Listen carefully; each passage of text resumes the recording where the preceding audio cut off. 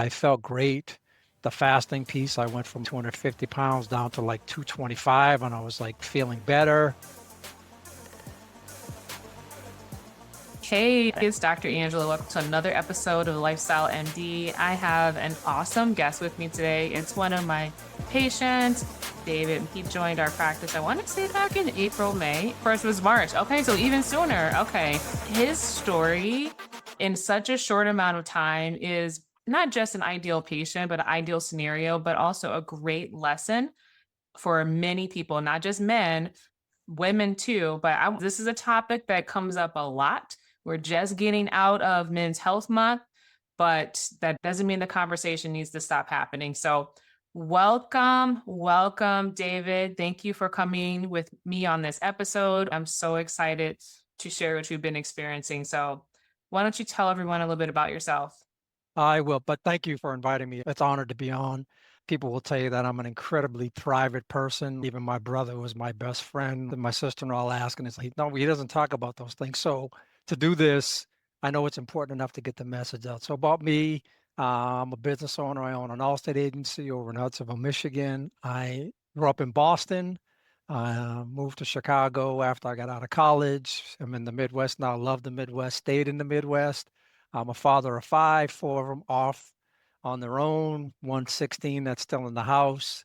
I hit the jackpot relative to kids. They're all incredibly fabulous people that you walk away from and you feel better when you walked away from them. And just dad, just doing single dad doing his thing. In the time that I've known you, it's been truly a joy and a pleasure. I feel like you bring an energy and a passion into every space and clearly into everything that you do. You don't halfway do anything. If I've learned anything about you, that's one. You don't halfway do anything. I think it might be helpful for people to understand what led you to seek out care in the first place because you're not a doctor person. You weren't someone who was going to the doctor. It was you were just frank about it. I don't like doctors. I don't do doctors. Tell me more about that. Yeah, I'll do the 30,000 foot quick view of it. It goes back to me being a teenager. I was having a lot of chest pains, CAT scans, MRIs, all these other things. Nobody ever figured it out. Then my father got really sick when I was 17 years old and he ended up passing, and we really never knew what he had. And then I watched my mom, and I had been her caregiver from afar until I moved her out until she passed last year. From Mm, Boston to where I was in Michigan, I would be on the phone with the doctors, and she took 40, 50 pills, and it was one pill to counteract this. So I'll be very honest, I lost faith in what are we doing here? What is going on? And I just felt like it was always a pill. But I'm an insurance agent, and people also don't trust the insurance industry and lawyers and these other things. So I also understood it can be about the individual, but broad scope, I had a lot of apprehension with my experiences. So I was more focused on self-help, self-development, and just tried to do as much as I could on my own and try to live the best life that I could with and be the best version of myself. So I went to doctors forever. And then I finally, probably even 30 years back, I just started to do just daily physicals. Prior to that, I had six knee surgeries and an appendix out. So those things I had to go for, but I severed a rectus in my thigh and I didn't go to the doctor for that. But for those kind of things, I will just take care of whatever I can. If I'm not feeling well, I'll get some rest, go drink some water, things of that nature, and just the yearly physicals for a while until probably 7 years ago, I just stopped going to the doctor at all. mm. And I said, now I can just handle this myself. And because I went to struggling back and forth because I was pre-diabetic and the doctors, you'll take your medicine forever. That doesn't sound like a plan that I'm on board with. And I just stopped going at that point. And I said, I'm going Mm. to do other things. I'm going to take care So of if this the myself. critical turning point for you was feeling like the healthcare establishment wasn't addressing your needs and you were being sold the story that so many people are sold, which is the only way to cure your condition, your chronic disease, whatever that might be, is to medicate. Yeah, and I was not on board with that because I was proud of the fact that I've watched so many of the people, and no slight to anybody else. Anything I say, it's my own personal experience. It's like I just try to teach people my truths and not judge others because everybody has their own background. Not everybody is going through the same thing. So I can appreciate that. But for me, I just didn't subscribe to that, no pun Mm. intended, with the prescriptions and things. But I was like, I don't want to be the medication person. I watched my mom and I watched her just go through the struggle. And as she got older, trying to organize 60 to 70 pills that she was taking a day. And I was like, this is madness. Being Mm. her caregiver and talking to the doctors, I was like, what can we do here? And then at the very end, realizing a lot of 20, 30 pills got pulled when she was in hospice a year and a half ago or a year ago. And she was still, obviously, she was in hospice. She wasn't fine, but there was like no big downsize or rush toward her end when she finally passed by removing these meds. And I was like, that just made me think this is not the way I want to live my life. And that's why I Right. said I'm just gonna, and I got into just working out sporadically at the time Mm. and doing cold plunges and trying to eat well, which I thought was eating well, but we'll get into that later on what Mm-hmm. that really meant to me and just trying to get rest. And I've always been like a big water drinker, like a gallon of water a day, and just trying to do those things that I felt like, you know what, these make me feel good. I felt like I was on a good path when I was like, I'll take care of these things myself. And so you're not someone who's naive to just the concept of taking care of yourself and being healthy. You had some ideas in your mind of what you thought that looked like, and you sounds like you did your best for a period of time to pursue those things. But you were burnt even vicariously through your mother, and even on for yourself. You had these two very personal, close experiences that tarnished your healthcare experience. Yeah. Yep. What was the turning point where I need some help with this, where you felt like you needed to connect with a physician? And what was it like going through that process, knowing how you felt about physicians? Obviously, anyone who listens to this podcast knows that I'm not your standard run of the mill primary care doctor. I place a lifestyle medicine first focus and the whole person. And I'm sure that had a lot to do with how we connected, but kind of like take us through that transition where you went, I don't have a doctor. I don't want to deal with doctors. Now I need one.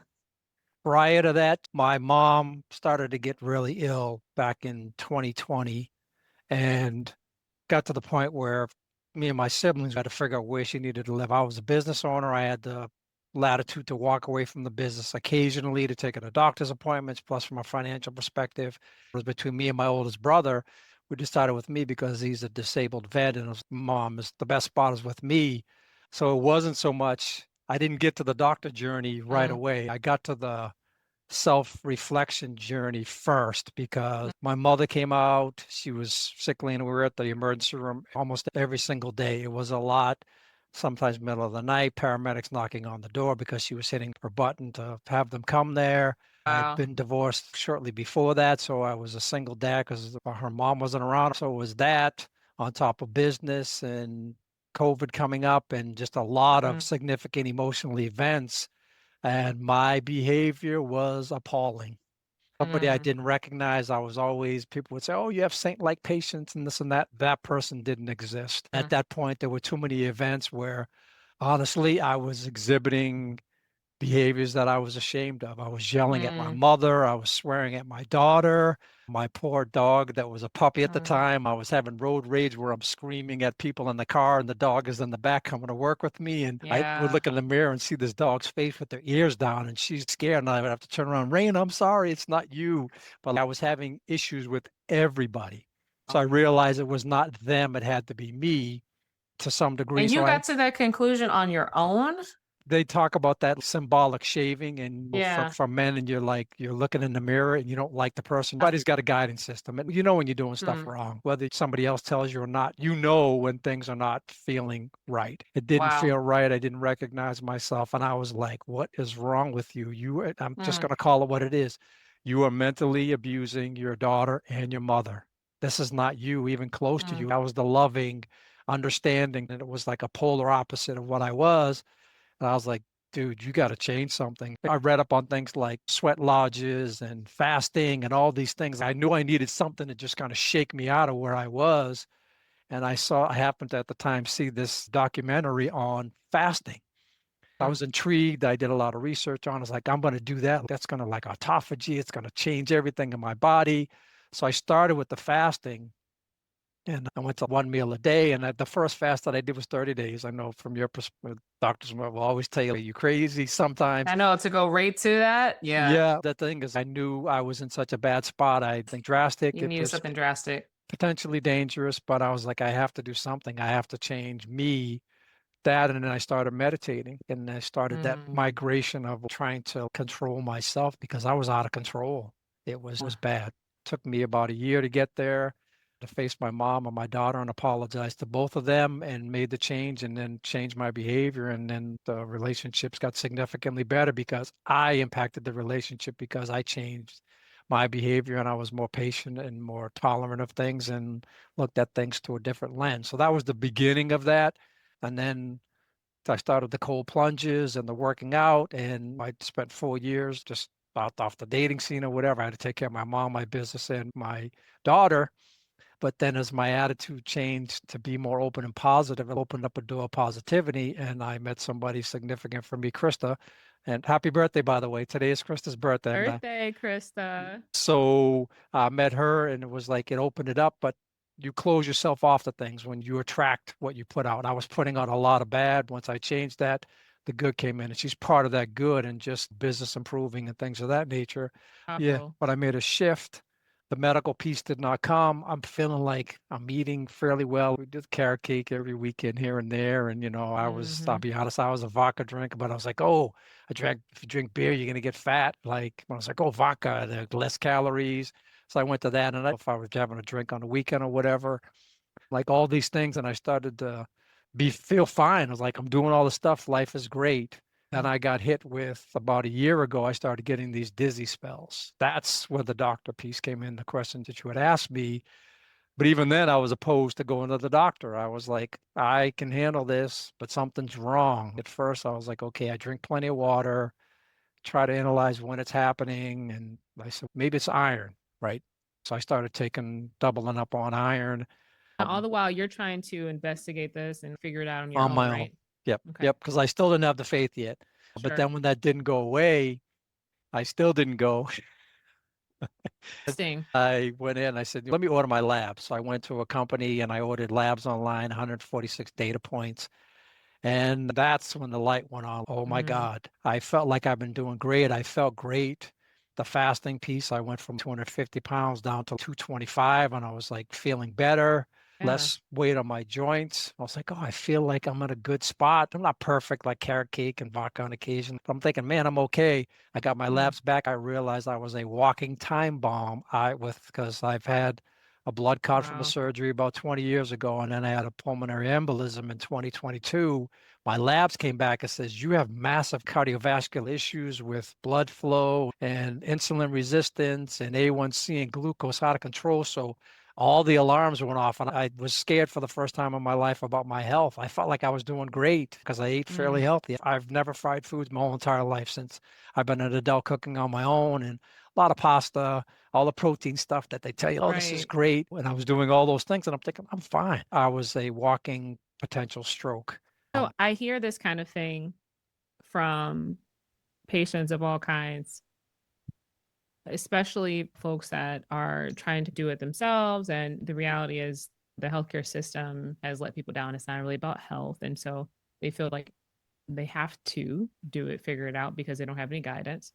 And will think that they're doing everything right. I'm doing what I'm supposed to do, but there's somewhere in there, there's a gap, there's a disconnect. And it's not for lack of trying to figure it out. The other thing I hear from you that resonates is it's interesting, and I've written about this in blog posts for the month of June, is that men are more likely to put things off and push things down and ignore, right? Until it gets too bad or so bad. And that point is maybe a little bit different for every guy, but it's usually too far gone at that point. Why is that?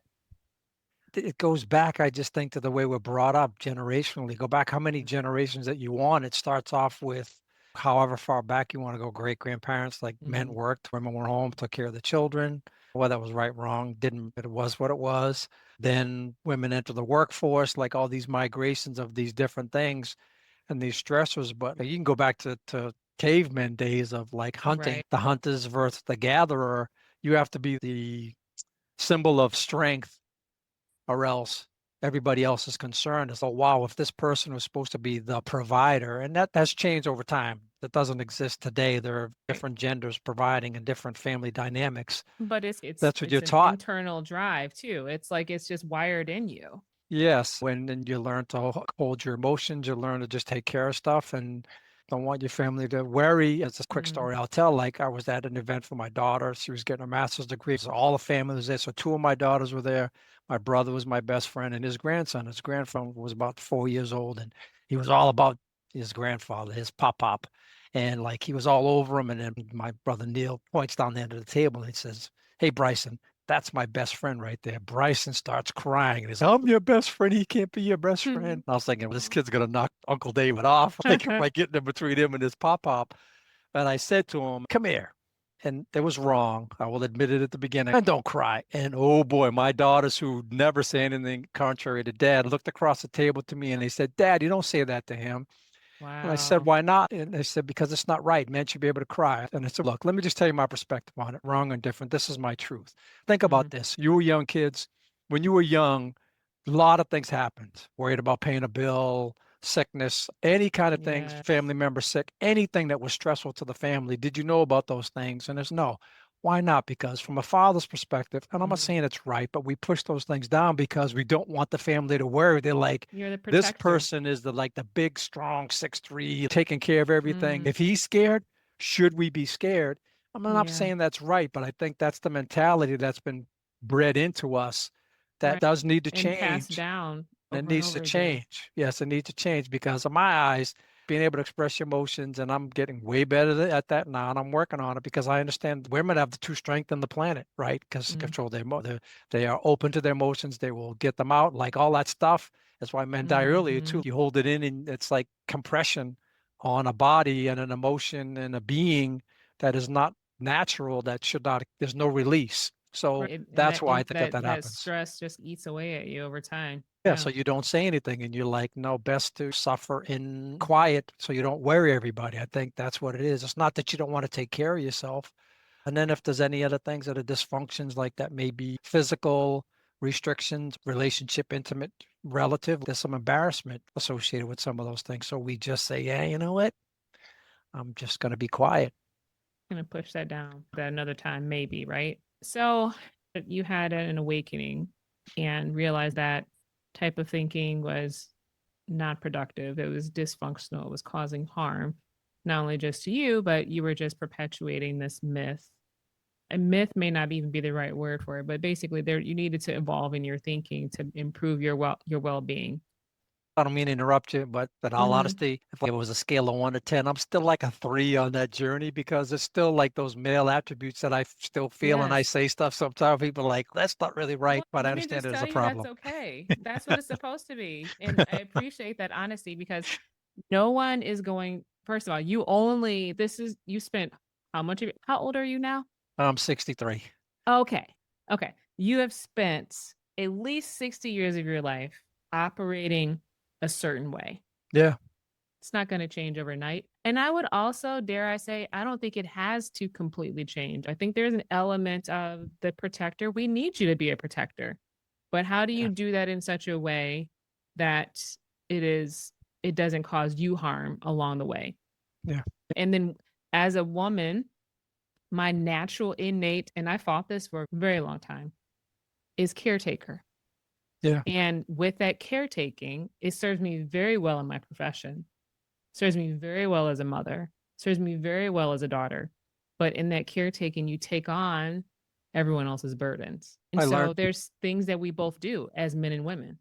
So my mom, like I said, she came out in 2020 and I just watched her change as a person and it was just heart-wrenching to Mm, watch. But I was blessed to have the opportunity to spend the last 4 years of her life with her. But I learned so much because at the very beginning, I was like going to the doctors and it's like, she lays around a lot and she should be getting up to come to dinner. And at times I was like, no, mom, I'm not bringing your food into your room. You need to come out. And I'm doing some of these things like, oh, you need to take this. mm, And I started to realize I was doing it. I'm the caregiver, but I'm doing it for me because I want to keep her around as long as possible. And right. then at one moment it hit me because she was very strong and she'd give me that look and she'd be like, yeah, when I would be like, I'm not doing that, which she said a lot, which is funny because now I'm saying it a lot. And I'm just like, go out and tell the doctors that guy will listen to me. Just go tell him. Why don't you just do what I asked you to do? It's exactly. And then I stopped and My brother always helped me because he says, look, what you're doing is not sustainable. To the Mm, emergency room like 6, 7 days a week, middle of the night, running the business. You're going to be in the gurney next to her. And he was right. You're wow. doing what you can for your mom. But I was like, but then I stopped. I said, I need to take care of myself. But there was also an epiphany of like, she said that to me and I'm trying to keep her around. And I stopped the mom, you should do this to like, what do you want? She was at the end. We had lost my Mm, youngest brother. And I knew she had gave up at that point, which I understand. She would talk a lot about Jesus, why are you doing this to me? Take me, I'm ready. So I stopped mm, telling and I had to learn after you getting a lot of lumps in the head mm. with the shillelagh on the head. And I said, Trial by fire there. ask her, what does she want? I did a lot more, what do you want? And that was the kind of the giving up, but that also taught me that same thing that I'm doing. I have to do that for myself. How do Mm. I, as a friend of mine, Jimmy would say, PYP, how do I protect my peace? Right. At the same time and do what I need to do for other people. So there was just, I learned so much during that 4 years of taking care of my mom and watching the deterioration and making some changes. And I was just a lot of learning in that. And I've grown more in those years than I have my whole entire life, I feel like, in lessons, life lessons. That's a tremendous growth journey. And I will say I have the pleasure and the joy in some of their worst and best times. And over a decade in healthcare, everything I do is relational. I get to be in people's lives. And that's the time where most people will experience major growth. And it's a trial, right? We know that, understand human growth and development. But one of those common trials in later adult life is the caretaking and then subsequent transition of a loved one, and especially a parent. And we learn so much from them and through that. And every person I've spoken to that has had the pleasure and joy of being with their parent, hospice, I think, is a beautiful thing. It's You're still learning on the other side of that too. Yeah. She's been gone over a year, still learning stuff and reflect back on things. And just all along, she taught me good lessons, even when I was a little kid. I was 5 or 6. That's many years ago. And she said something to me. She says, you're a handsome young man. You're black. People are going to not like you. Like, this is the Yes. planet that we live in, but be the best person that you can be. You can't flip to what everybody thinks. You be the best person that you can be. My brother Neil likes to poke and he says, because we just talked about this after she passed. And he says, she said the same thing to me, except she didn't say I was handsome. She said I was smart. She must have not thought I was handsome. I said, dude, that's a double-sided coin because maybe she didn't think I was that smart. So we just kind of had a good laugh, but that's how we keep her alive in our Yes. memories and in our hearts and minds because she was a great Mm. woman. And like I said, I learned a lot. And like at the end, listening to her and holding her hand and reading to her at the end or whatever, I wouldn't exchange it for anything. And it's hard, but it's family. It's what we do. So we should do. That's what you should do. Yeah. So you connected with me and joined our practice right around March. Yes. What led to that decision? Once the labs got there and all the bells and whistles went off, I went and started plugging into several AI sources because I wanted to Mm-hmm. trust like the different comparisons of the data. And I popped my Mm-hmm. labs in at first, and it was all these alarms. You should do this, and a doctor this and this. And some of it, I had to take everything with a grain of salt. But I realized like the Mm. clot piece, because I had the blood clot, like that killed me in 2022 when it was like with the insulin resistance, and they were drawing the correlations to like, look, you potentially could have a stroke or another embolism. You won't even make it to the hospital. When I'm Mm-hmm. thinking I'm living a good life and I'm feeling really good, there's all these underlying things that are brewing that could kill me. And I was like, look, I cannot do on my own. Even before I came to you, realize I had done some things weeks beforehand with running by like food and I eliminated 99.9%. I'm a coffee person. I was not going to give up my creamer for my coffee. I gave up the sugar, but it had very little in there. But I was taking pictures of things and sending it to Claude and telling them what my diet is and Mm. Gemini and all these other AI sources and getting the feedback and just being a student of what I needed to know and realized like processed food is poison. You think so all these little it stacks up, a little bit of sugar here, a little bit of sugar here, a little bit of processed here, oils here, and all these other things that were creating the insulin resistance in my body, the issues with my glucose processing, my A1C out of control, my testosterone, plenty in my system to develop muscle growth, but I was having a lot of things that men You have with didn't use it. at my chest. It was all blocked. It's like they talk about the Hmm. vitamin that has a certain capsulization of it's capsuled in plastic or whatever. It's like you take it and it never gets into your body. Working out and whatever good foods I had never got to me because of these things that I didn't know because I felt, what's the big deal? I don't fry food. I bake everything. But if I take a slice, I'm not going to name any companies, but if I take a slice of cheese, it's been processed, right? The rices that have been processed in the box and the macaroni and cheeses and all these things that you're like, okay, what could be wrong with rice? But there's these issues in there with if it's processed with wheat and there's gluten problems with it, they have sprout bread for a reason. Animals will not eat wheat on the stalk before it sprouts. There's a reason because it messes with the digestion. They're, Gluten and that kind of oh, wheat is just inflammatory. I've been preaching this like a lot lately. It's inflammatory. Even if you're not sensitive, it is inflammatory. It is not good for you. We were yeah. not intended to consume all of that. Animals are smart. They won't eat it because it's a circle of life because they don't eat Right. it. Nature took care of it. Don't eat it Well, too they're not soon. following emotions, right? They're not responding to dopamine and they're Yeah. eating out of necessity and livelihood. And so they're making decisions on the basis of what's good for them. Whereas we make decisions often around food that is around what makes us feel good. And if it hadn't been for the clot, I'll be honest, I probably still might not have gone to you because I would No, have just, I would, I don't disagree with you. but the That's just the reality of it. clot And that scared the speaks to bejeebies out that of me. point that I hate that's the reality. And I would like to figure out a way to help more men especially get to that point without, quite frankly, Yeah. potentially lethal scare. Yeah. The thing is All like, right. And can you close that door? yeah, and it's just interesting. Remove the clot. I still feel like I could have done this on my own with the labs because not, You really have honestly done a lot of this. And a lot of our conversations have been me reaffirming or maybe tweaking or like urging you once slightly one way or another. I'm going to just give you all of the props and credit there. Yes, you have done a tremendous amount of it on your own because you have resources at your disposal.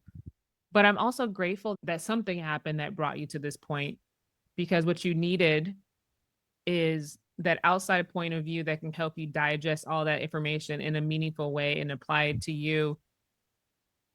I don't even know how to say it.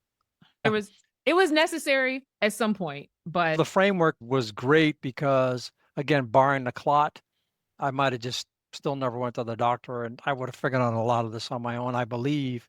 But what this is the other thing, we have to be learning creatures. In my eyes, what I learned is you don't have to be opposed to participating in a relationship with the doctor from a guidance perspective. So that taught me to be more open to that for my health and running labs and recommendations on supplements. And all I've had to do is take a bunch, and I wasn't on board with that, but I was like, look, either I'm in or I'm out. Either I'm mm-hmm. going to do this or I'm not. And I just got on board with a list of supplements that have attacked the areas I wanted to attack my insulin resistance, which all comes from processed food and all that other stuff, and the way that we eat as people, and just attack my A1C, the glucose, my testosterone not being free. Because when I heard that once I free that up and it actually gets into my body, the fat that I've had in my chest forever, and I got to the point of I was doing 4 sets of 100 flies with really lightweight and How many working my pull-ups can chest. you do now? I can still only do 2 pull-ups. You were going to embarrass me in public. Thank you, doctor, for that. I've seen now you make me want now to go again. Got me in the door. Be careful. You got me in every other way possible. I Just have a it's I lighter just body weight, so like that's my I just advantage. no, it's got nothing to do with body weight. It's got to do with strength and whatever else. I'm gonna give you credit for that but anyway, Oh, thank you. no, that's okay. Yeah, thank you for that public humiliation, but it's okay. No. I know who I am, so you can not fully humiliate me. You can only I took a shot to my deflector vest, and that's You okay. did. Let me point something out here that's incredibly impressive, though, about you that no one else that I've taken care of so far has been able to do. So, first of all, you had the blood clot. And my first mission with you was why do you have a blood clot in an otherwise seemingly healthy person? Yes, insulin resistance. Yes, you're aging. Yes, but you had two blood clots, one massive one. And yes, you were more sedentary during the caretaking of your mother, but something just didn't add up. So we started going down that journey of figuring that out, right? So that was a huge, that's something that you needed from a medical perspective. The other piece of it, you knew that you had insulin resistance. You did the testing yourself. You started on that journey. You eliminated, I think you had eliminated sugar from your diet before you and I even started talking. I eliminated every bit of sugar except I would not give up and I ran it all by the different 3 or 4 Yep. different AIs and like this has this and learned Yep. if I buy the spaghetti sauce, if you want to make this, or if you do it on your own, tomatoes have sugar in them. That's regular, natural. It's from So you nature. also used I it got to rid of kind of the help you added. figure out how to do those things of sugar, right? 100% of everything. And Amazing. I was doing Jello because I wanted to get rid of the carrot cake. I was like, oh, I'll do Jello, but it was regular Jello. It was, oh, it's got some sugar in there. I was like, okay, so I went to the sugar-free, and it tasted just as good. And I was putting like a can of mandarin oranges in it because I love mandarin oranges. I would put fresh strawberries, blueberries in there, and it suggested, how about you try apples with the skin on them for fiber, fresh strawberries and fresh blueberries are frozen. And then instead of the can, just get the orange. So I got the orange and I peeled the orange and I put it in this. And I was Yes. like, wow. And then I used And whipping cream. it seems so subtle and insignificant for a lot of people. They will just might poo-poo that, and some of the greatest improvements over a little bit of time for many of my patients have come from those subtle incremental changes. I want to make this point because people might be thinking, like, I don't want to drastically change my whole life. I pulled the trigger on everything because I was walking around. But barring that, I'd work out forever. And I look forward. I was, oh, wow. I was like, not bad. 63, things are going okay. I would turn sideways and I would see my chest and I'd be like, what the? I won't say what I said, but I'm like, what's with the, I'm just going to say it. I Yep. know it's in a piece if I offend anybody, man boobs. I'm like, what is going Yes. on? But I couldn't, no Legitimately matter what, though, I could not get rid of them. And then I learned that you the were visceral fat, aromatizing testosterone into estrogen of your yes, insulin resistance. That's what was but happening. So you were producing more sex binding hormone, which was binding up a lot of your free testosterone. And some of it that was still there because of your insulin resistance and your body fat, your visceral body fat was converting it over to testosterone or to estrogen. So now you've got man boobs. yeah, and I started to see I always worked out forever, but those areas, the stomach and the chest, I couldn't. And I was doing, like I said, I was like to the point of in the gym doing like 800 reps of stuff, but really lightweight. And I said, no, increase the testosterone, lower reps, heavier weight, and then all the food changes, no processed food, the sugar elimination, walking after I eat a meal to control the glucose by walking the dog, things like that. I'm already seeing signs of this changes in my chest. The fat is starting to go away. There's a ton of muscle underneath it because I worked it like a crazy person. But all I was Mm-hmm. doing was pushing out the fat further. And it was frustrating me beyond belief when I threw it into the AIs and talked to you. And this eventually will go away, but you've got to work on the insulin and all this other stuff, insulin resistant and the free testosterone that's in your body to get it to do its work where it's not blocked in 6 months consistently. Like you could get rid of that. You would have thought you told me I got a lottery ticket for $5 million because I was so excited because I've been fighting this for 20, 30 Yeah. years. And it wasn't about appearance. It was like just embarrassment to be Yeah. doing a push up and have the gravity taking your chest down. It was emasculating to me when it impacts. Just, I'm not even going to get into some of I that mean, stuff, but that's I can completely see why it would take you there. That's human instinct. And also, it's not like you weren't making effort. You were working out.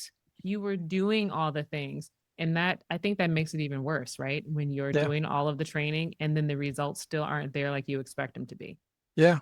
I needed to educate myself on stuff and the information that I got from the labs and from you, and then doing my research with the different AI sources of plugging it in. But I Mm-hmm. wanted to get back to a point that you made about the steps that kind of get you there. The funny thing is, there are very small steps that get you in that bad position. Oh, slice of cheese. Oh, just fruit in the morning. Fruit is great for you. What's the problem? Orange juice, it's like all sugar, but knowing that protein first, and then it's okay with the fruit. Like all these little things that were cumulative to get you to a Yes. spot where you feel like you're doing good, not fantastic, but good, and you're a good, decent picture of health at your age. Ageism has nothing to do with it. It has to do with lifestyle. Age is just a number. And I hate to say that because it is a cliche, but truth be told, you can feel the way that you need to feel. But those little things that got you to the point of that underlying, the 600-pound gorilla that's not in the room, it's in your body that could kill Yes. you or debilitate you or stops you from doing things and inflammation and all this other stuff. I would love everybody to take, if nothing else, away from this. it was also those little things that got me there, taking those little things out that actually get me to improved health where the free testosterone in my body has doubled. It was like 37 to 75, almost Yes. 80. My glucose Yes. was like 144. It's down to 89. And this was in 30 to 60 days. This wasn't like, oh, it took me This a year to wasn't do over. this. And that was the huge I think my jaw dropped when I looked at your results. 30 to 60 days. And not only did your labs improve, you improved. You felt those different the impact of it almost immediately, right? Yeah, because the data is the data. It is good information, but that's 1 million things on YouTube about, oh, this plan, this diet, this workout, this and this, right? It's all confusing. I think that's what the problem is. Me, I Yes. follow my body. I got up one morning after about a month and I put my glasses on and I was like, wow, I feel like I got a new prescription. What the heck is going on? I had no idea what it was. It's like, why can't I see better? I popped it into the AIs and I shared it with you too. I was okay, there's blood vessels in your eyes too. That's why diabetics and pre-diabetics have vision issues because it swells in your cornea. And when you hear it, it's like you feel dumb. It's, oh, wow, that makes absolute sense. And so I But why noticed would you something. have ever remotely considered looking at that any other time, right? No. No. No. And then the thing with just general blood flow, just feel, and this is a little embarrassing, but I think this helps people is start to feel like they talk about incontinence and men. I didn't have an incontinence issue, but if I went to get up to go to the bathroom in the middle of the night and I had my PJs on and I would go to the bathroom and I feel like I was done, but I would stand up after I was done and whatever men do to be sure that they're done, shake, whatever. I'm just saying it. And then I would get up and go walk to go back to bed and I'd feel this trickle down my leg. It's embarrassing, but I was like, what is Yeah. going on? It's like, I'm a Yeah. healthy person. I'm not overweight. I'm a little overweight. And I'm like, what is going on? I feel like I'm doing all these plunges and all these great things and fasting and trying to eat well. So I'm just thinking there's an issue. But then as I took the supplements, like literally 30 days later, again, the eyes I noticed. And then that was the other thing that I noticed because it was important to me. It was like I And got let's up not on discount the fact that outside of your coffee, you completely everything. Yes. 1,000% remove sugar and processed food from your diet. 100%. The last part of that thing caught my attention, but again, never dawned on me.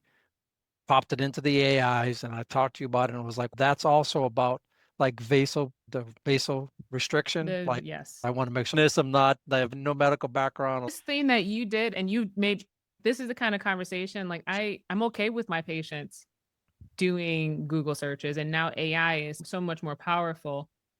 When you do that and bring it actually helps facilitate we're not starting from zero. We're Yeah. starting from you have some kind of foundation and then we can build on that. It's Yeah. great. It's a great Yeah. tool. And it was just so relieving to be like, wow, like I didn't realize, like I don't have prostate cancer. There was nothing there, but Yes. things are pushing on my prostate from Yes. the vessels. But when that was freed up a little bit with all the changes in the food, that was creating all these like cumulative issues. And then to get up and be like, wow, I don't have that issue anymore. Again, like What these are about all like, recovery during workouts? How did that change? here's the thing. I'm one of the people, like I've always responded quick. I cannot go to the gym for a month and I'll see signs of stuff except in my chest and in my stomach. But like I would see signs pretty quick. So that was never really a problem for me. So that never really sped up. But what I'm seeing is like, I'm watching, like, I just noticed things like, I said this to you. I feel I'm going through puberty again. And what I mean by Mm, that, men work out, we do things and we see our body go from relaxed to like changes in your body, but they're always the same kind of changes. I have peaks in my bicep that were never there before. Like it's a complete different thing. I have these striations in my body and shoulders and stuff that I never had before. I can feel the presence of like muscles in my back and like all these other things. But like my body has changed and my lady Krista, she always says this, like she keeps looking at me, I cannot believe like my face is obviously it's 20 pounds less, so it's thinner. You look so much younger than you already looked younger than your age as it was. She keeps staring at me saying, I can't believe how much you changed and how much your body has changed. And as I'm mm, showering, I would rub some soap on my body, like I feel the fat disappearing and not paying attention to it. Just like I do it, it's like, what is that? Like chest is harder and I can feel my abs coming through and the fat disappearing. So like all these physiological changes. And it was yeah. a little disorienting for a couple of weeks in there because I felt it was an out of body experience. I felt like there's so many like the butterfly coming out of the cocoon. It was like odd, but it's the same thing like when men go through puberty, like your body's going through all these things that were like massive changes in my It's like you were body. getting a bolus of testosterone, like it was dormant and it just came back alive. And it is very similar to puberty in men where your It threw testosterone. me off. I was like, what is going on? I felt very much like not myself, and it was kind of confusing. So anyway, like those things happening that were data, websites, all these other things. I was having physiological evidence of wow, because I was still like, I'm the skeptic. Was this going to work? And I'm on board. I'm going to Mhm. try it. Bought 6 or 7 supplements, took the supplements, completely eliminated processed food, no rice, no bread, no pasta. I replaced it with veggie pasta, lentil, etc. Yeah. Rice, which I loved, it's now greens, or it's all vegetables. So little changes. It's not a lot, people, is what I would like everybody to take away from this. The same little things that get you there, removing them. I'm not saying do them all at once like I did. I had a clot, but even Yes. barring that, if you want the testosterone surge, if you want the fat, that's a visceral fat, that's just, it's not even just on your chest and in your stomach, folks, your heart, your organ, Yeah. which is the underlying danger. And again, I'm not trying to be Look, you're speaking for me. It's amazing. y- Everything you're saying is spot on. And people are, unfortunately, in modern day, are quick to turn to the GLP-1s, quick to turn to specifically for men, testosterone replacement therapy. Yes, testosterone declines over time, but it should, the amount of testosterone, like low testosterone levels I'm seeing in middle-aged men now and otherwise healthy men is in excess of what it should be. The diabetes in young Yes, kids. In diabetes and kids, yes, missing the mark. that's It's scary. I hate saying this, but it's really not complicated. It really isn't. Hard But part is making the changes. It's the psychological and the access, and in some cases it's an access challenge too, but for those who don't have an access issue and are making choices knowingly, there's a better way. I think the big block is information. Too much information out there. Mm. And then where that's been promoted that this is good for you, this says sugar free, this says this, whatever. So what do You know, you take say to people who are in that situation and they're overwhelmed and don't know what they should do? follow your body first. Your body will tell you whatever changes that you make. But processed food, I'll just tell you, processed food is horrible for you. Make your choice because I eat an omelet with cheese. It's got cheese in it, but I don't buy the processed cheese. I buy the block of cheese that's which is the non-processed stuff, and then spinach in there, and I'm eating eggs, and then I put turkey or chicken sausage in there, and I eat that every single morning. So it's not like I gotta, no offense, anybody eats tofu. It's not like I have to suffer. And I'll have shrimp with steak and I then just made vegetable. tofu last night. That's that, but not my thing. I'm not doing that. But so That's that's what I'm okay. saying. So I still And eat. that's an important factor. It's not a one size fits all solution. Yes. Grocery bill has not gone up, so it's not, wow, how do you eat like that? And then I cook a Thank big you. thing. I cook a big thing of chicken, either thighs or legs on the Sunday, and I put it in the fridge and I eat a couple every night with some vegetables. So it's like the prep is big too because you think like, wow, how the heck do you do all this stuff? And how do you eat? And I found an ice cream that is like all protein with no sugar, and I took a picture of it, did it by the sites, the AI, the Google, and checked it out. I was like, wow, this is actually great for your lab. And everything is like, how does this work for my labs? I take a picture of something and they're like, oh, this is okay, but watch the fact that it's got this in there. I make my own informed decisions. There's too Mm. much information out there, and that whole food pyramid thing, when I found out that was created by politicians and not doctors, I almost fell off of my seat. So just looking that you want to trust the source, but people, trust yourself, trust your body. I was still like, I'll take the supplements, but I don't know. But after 30 days, I didn't go rerun my labs and say, oh, if my labs change, then I'm good. And don't get me wrong, the data is good, but my eyes got better. You have to see, you have to know how you feel, and your body is going to give you warning signs and also going to help you experience progress. It is your most significant tool, and that's something that no doctor can give you. I'm not Yeah. in your body. If it feels off or it feels right and you are improving, that's really important to ask those questions. And I will often, when I'm thinking about women's health and I'm talking to women about their hormones, as an example, I'll say we can do lots of testing, but sometimes the test and the data that you get from blood work isn't going to explain why you feel the way you feel. Yeah.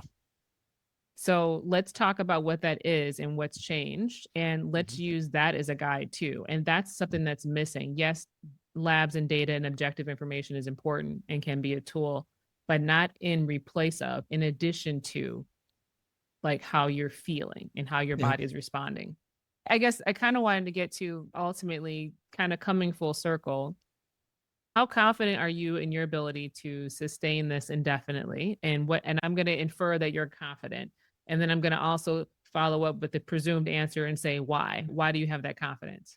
I know I can do this because at first my girlfriend, she was all about the supplements. And I was just thinking, I was like, I'm an LOA. And it's like, sometimes it is about vibration and energy and all these other things. I'm going to levitate one day. She looked at me like I was crazy. No, I'm going to. She's all right, whatever.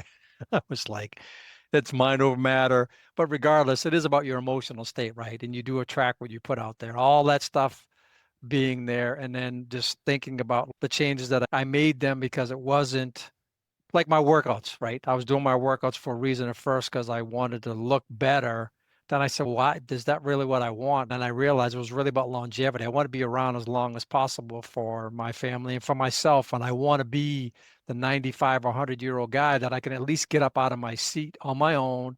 I can go get a cup of coffee. I'm not going to be out there chopping down trees. But if I want to get on my riding mower and cut my grass, I can do that because I see it, right? Yes. And because people at the same age, two different scenarios. Like, why is that? So I want to be that person that's at least I have active and I can live on my own as long as possible. It's about longevity. But then even then, like the workout piece of it, like I'm seeing the changes in my body. But then I even said, and I put it into the AIs again with the workout program, and I said, food, everything else is in there. I said, but I think we're going about this the wrong way. I don't just want to look. I don't care. I want to be strong. That's the longevity piece. And how do I, with the legs being important for longevity and all these other things, you need a leg workout. So it gave me the feedback on stuff and some more military calisthenics because that's about flexibility, mobility, whatever. And then I migrated to, yeah, but like I ache and pain, this other stuff after I work out.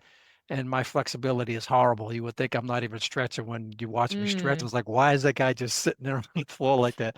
I'm trying to stretch. But that was a month ago, but now it's wow, I'm feeling it and the flexibility. Excellent. So I realize I'm realizing all these things and I'm just learning. And so to me, it's like I just feel better and I can move better. So why I'm confident I can do this is because I'm feeling better. I know what the target is.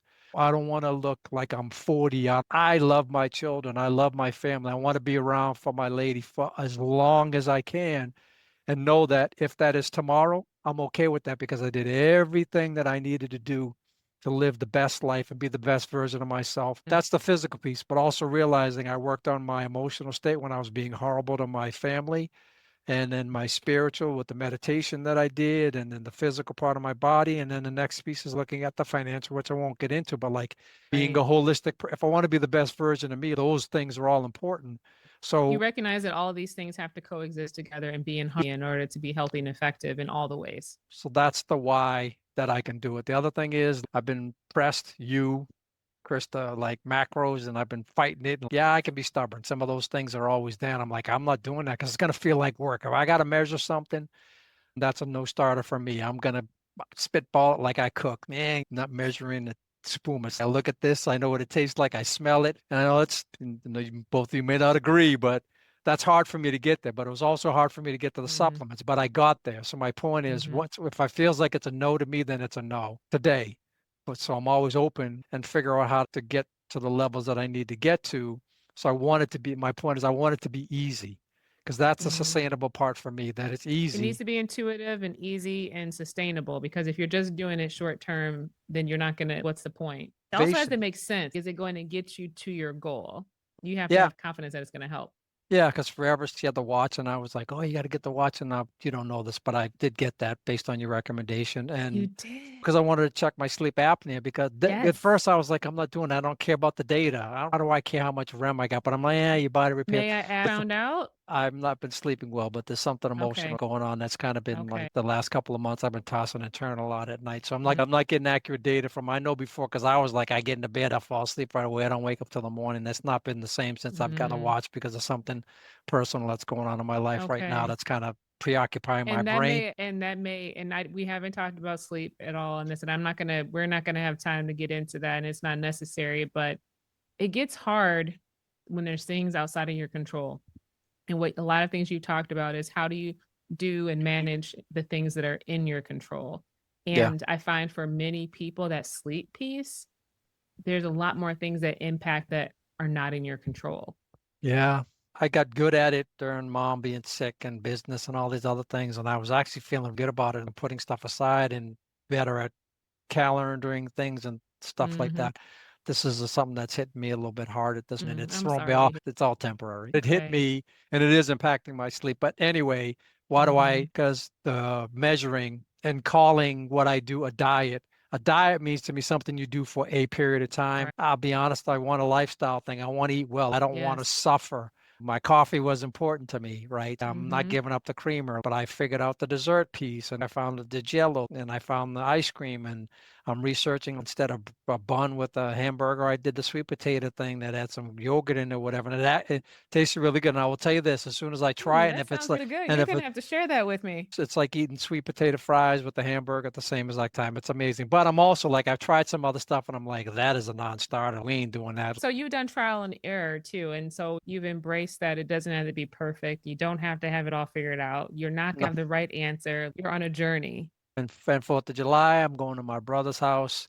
That I am going to have a piece of carrot cake, That legit is at the store carrot that cake, is good. That's because okay. I don't But need to don't have no more suffer after either. that. Yeah, I know. But see, that's the but honestly, so but that's a part of the challenge. Like to be Yes. careful because I go to grocery store. I was like before I changed everything. I had these cream horns and I was eating them and they're like decent size. I was eating them Mm, like they were Oreo cookies, like holy moly. What you things. have to do is have your piece of carrot cake, and if it's not all gone, give it away. See, I confess, and then I know. Look, I have to I get the reprimand. I gotta look out for you, okay? That's what I'm I here for. I appreciate that, but I did ask you about, hey, to what degree can I do things? Yes. So that's something I want people to Yes. know. I eat really well. Like, this is not, like I said, it's if you like chicken, I eat a lot of chicken. I have the pasta that I realize most pastas only take on the essence of the sauce that you put on it. I needed the fat from the hamburger. I was doing turkey, but I went back to hamburger. I make my spaghetti sauce with something that's Mm, got no added sugar in there, right? But the fair. steak or salmon, those two things make Look, your now I'm eyes getting make hungry. that's a food that will make your eyes roll up in the back of your head. And Ev- here's the thing, like eating doesn't have to taste bad. It shouldn't Yeah, taste bad. Food yeah, is an experience. And as human beings, we are designed to enjoy fellowship and have tasty meals. That's important. yes. It's about community.